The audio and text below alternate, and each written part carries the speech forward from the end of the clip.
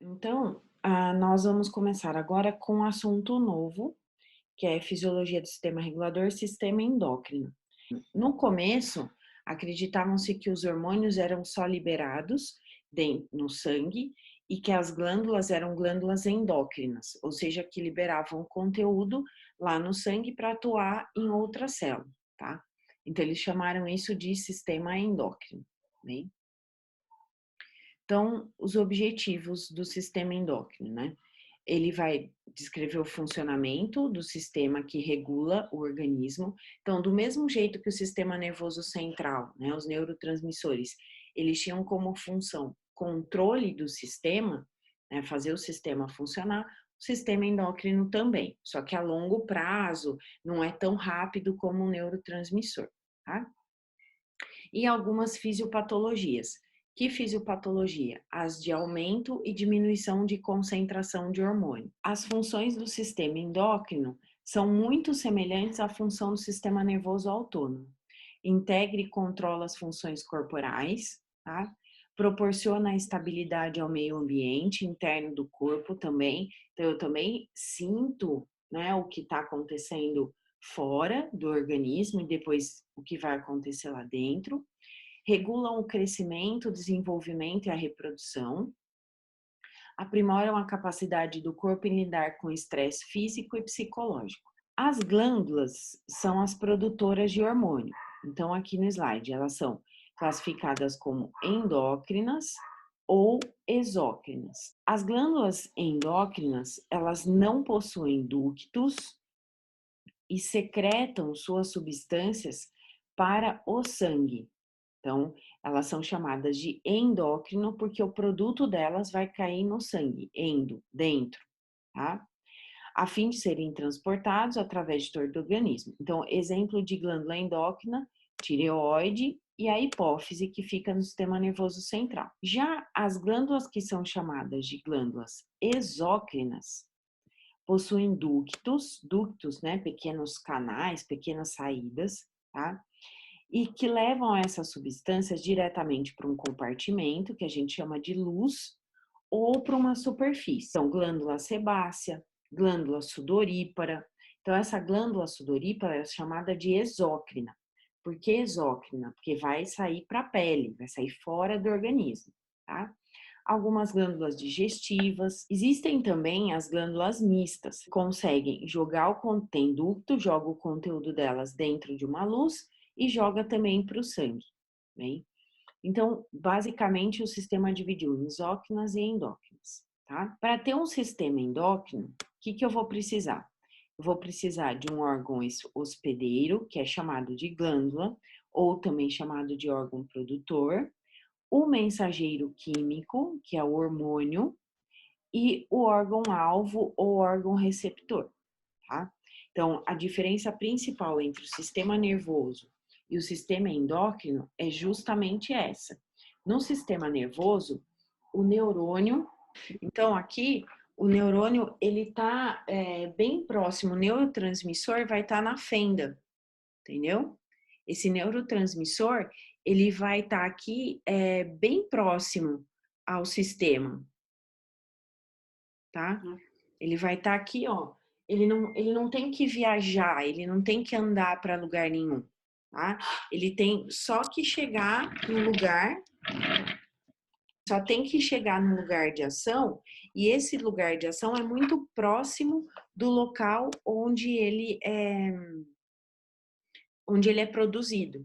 Tá? Então, a diferença principal, eu não tenho que ir para lugar nenhum. O neurônio produz, libera o neurotransmissor na fenda, o neurotransmissor liga no receptor ou muito próximo a um órgão, que é o sistema nervoso autônomo, né? No pós-ganglionar do autônomo, o órgão está aqui, ó, bem pertinho. Então, o neurotransmissor, ele vai ser liberado aqui e vai encontrar o órgão que está bem próximo a ele. Já quando eu estou falando de sistema hormonal, eu tenho a glândula, ela produz hormônio, esse hormônio vai chegar no sangue, vai passear pelo sangue até encontrar a célula e o receptor dele. Tá? Então, Ok. é tipo, bem diferença de localização e como atua, né? A função do neurotransmissor, ela é muito rápida.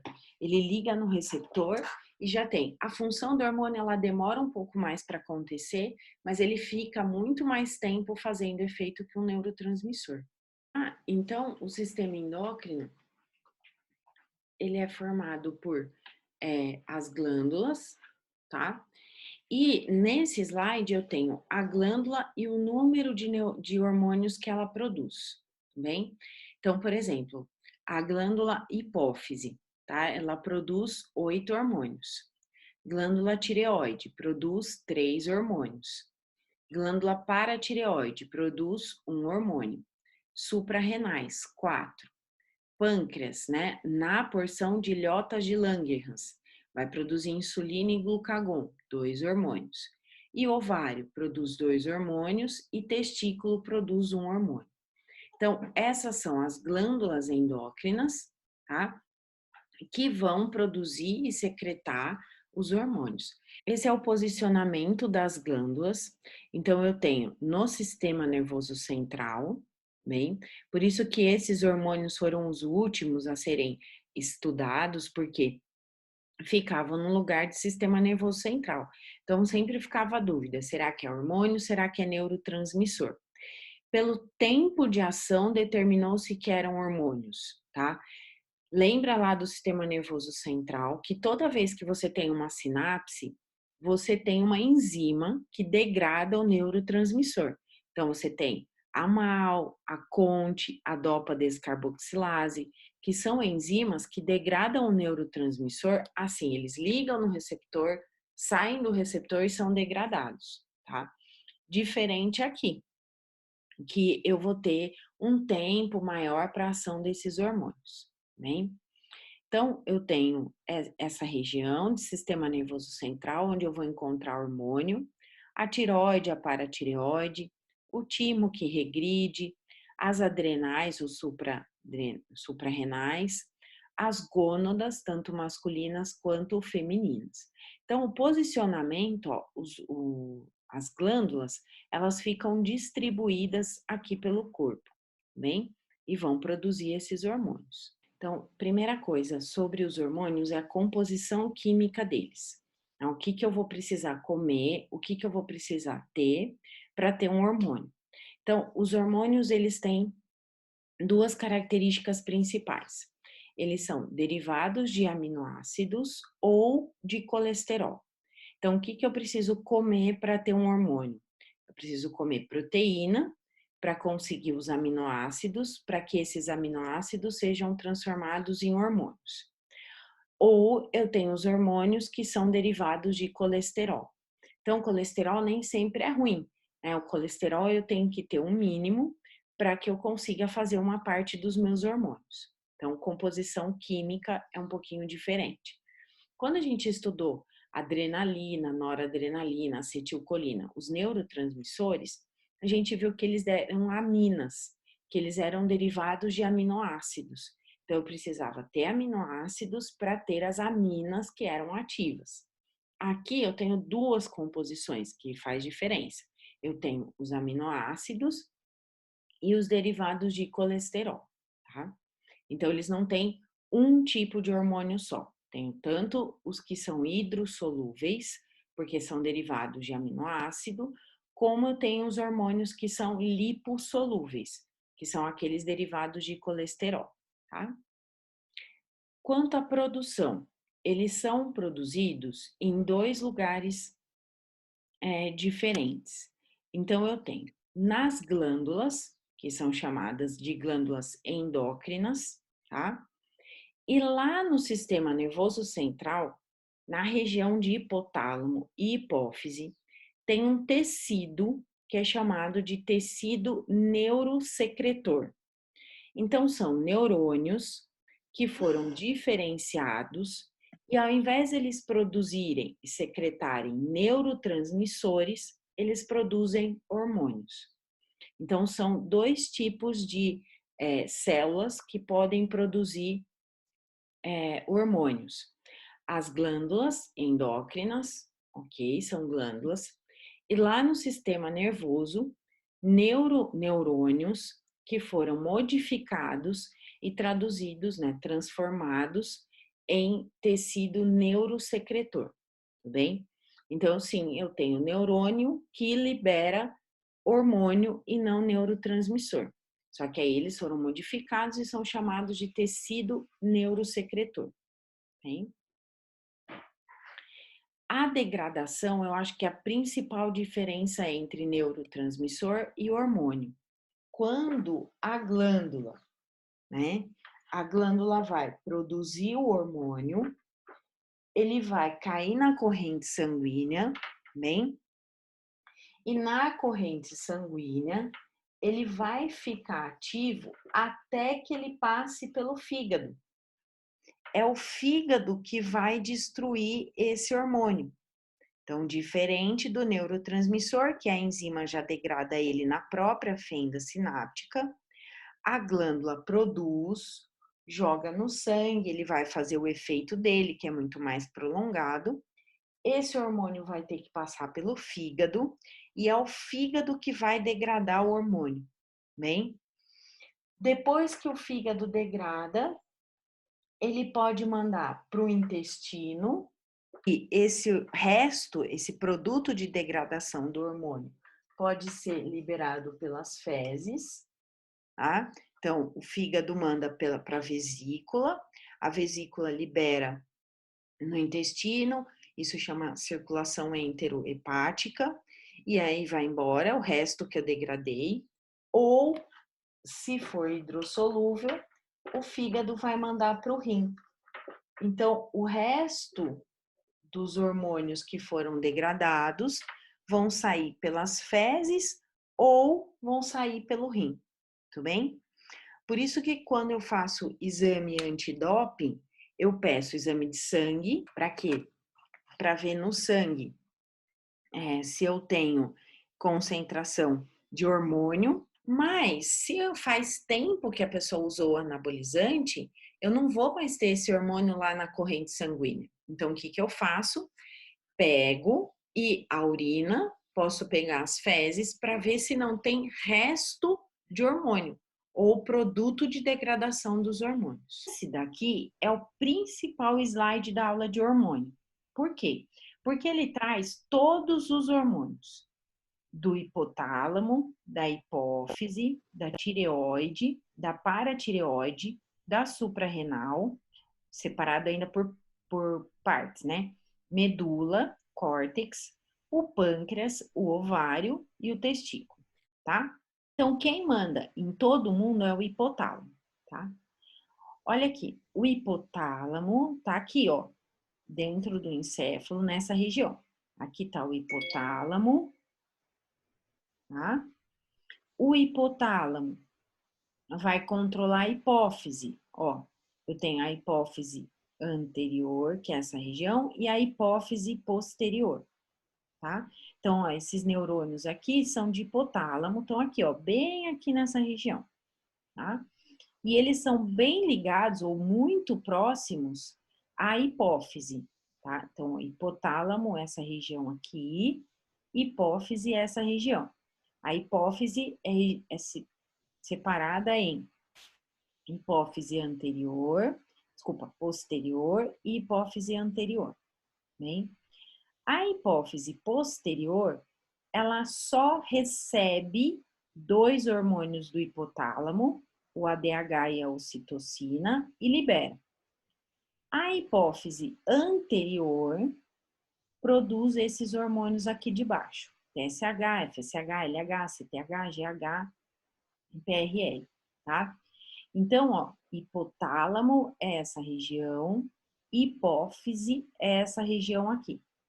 Isso foi chamado de sistema porta hipotálamo hipofisário. O hipotálamo, quando ele quer que você produza hormônios, ele libera sobre a hipófise, né, os hormônios que a gente chama de controladores.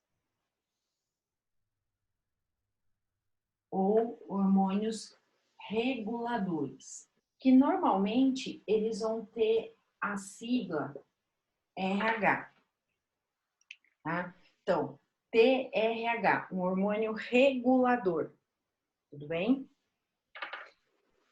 O hipotálamo, então, controla todo mundo através desses hormônios reguladores.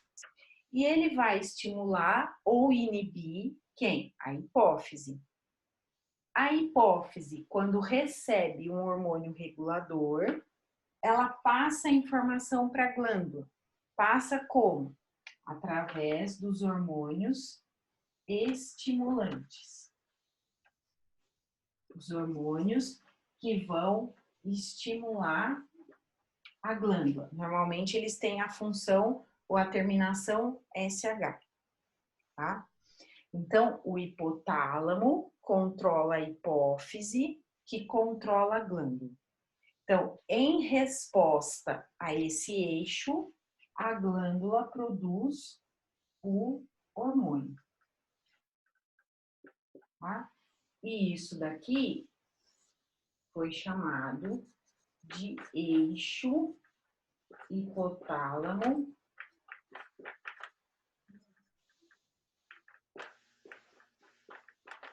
hipófise. Tudo bem? Então, é um eixo. Por que que é um eixo? Porque ele funciona assim. Ah, mas não dá. É hipotálamo, hipófise, glândula. Tudo bem? Então, vai ficar sempre assim, ó. O hipotálamo, tá?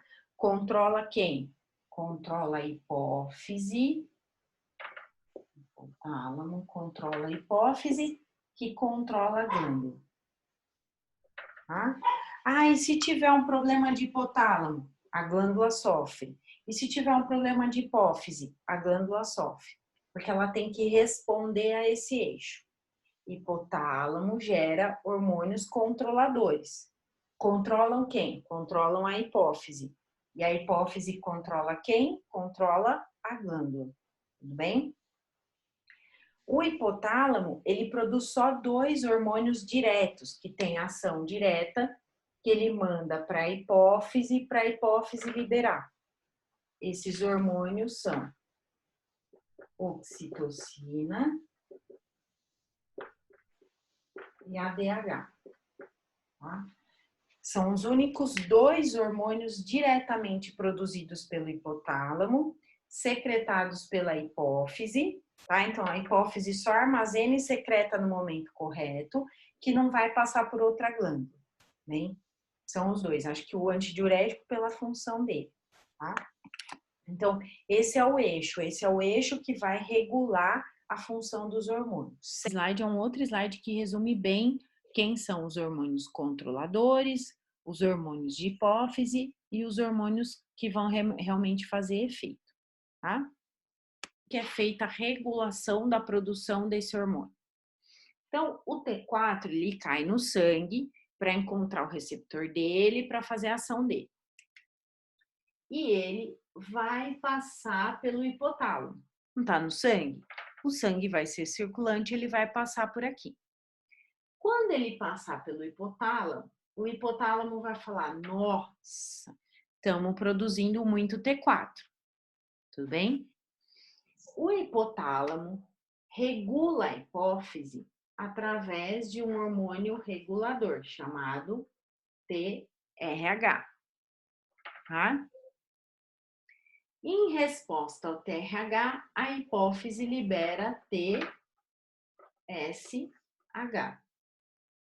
Em resposta a TSH, a glândula tireoide libera o T4. Então, se a quantidade de T4 tiver alta, se tiver baixa, vai continuar produzindo.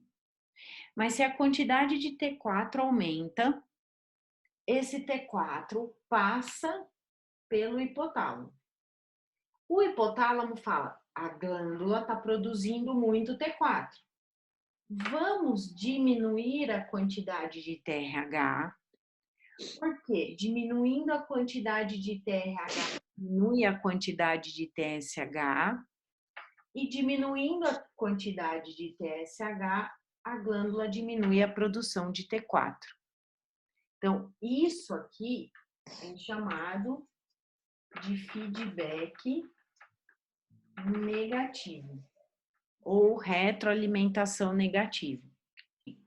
A glândula vai produzir T4, que vai passar, né, pelo hipotálamo. O hipotálamo vai sentir que tem muito T4, vai diminuir o estímulo sobre a hipófise, que vai diminuir o estímulo sobre a glândula. Então, por isso que a gente fala que as glândulas, elas estão sobre o controle do hipotálamo, né? Isso é chamado de retroalimentação negativa ou feedback negativo. Existem 2 hormônios de feedback positivo. O que é feedback positivo? Quanto mais, tá? Aqui, a glândula agora é a glândula mamária e a secreção é de leite. Sim? E o estímulo não é um hormônio, é a sucção do bebê. Então, o bebê vai lá e faz a sucção da glândula mamária, ele estimula a glândula mamária. A glândula mamária fala assim, gente, tô precisando de leite.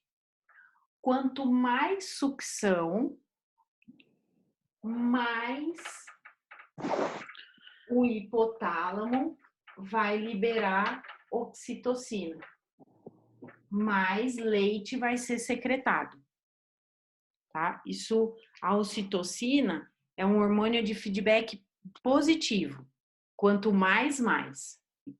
Diferença entre hormônio e neurotransmissor, entender as funções e o mecanismo de ação e a regulação, que é a aula 1, que é o controle sobre os hormônios. Bem?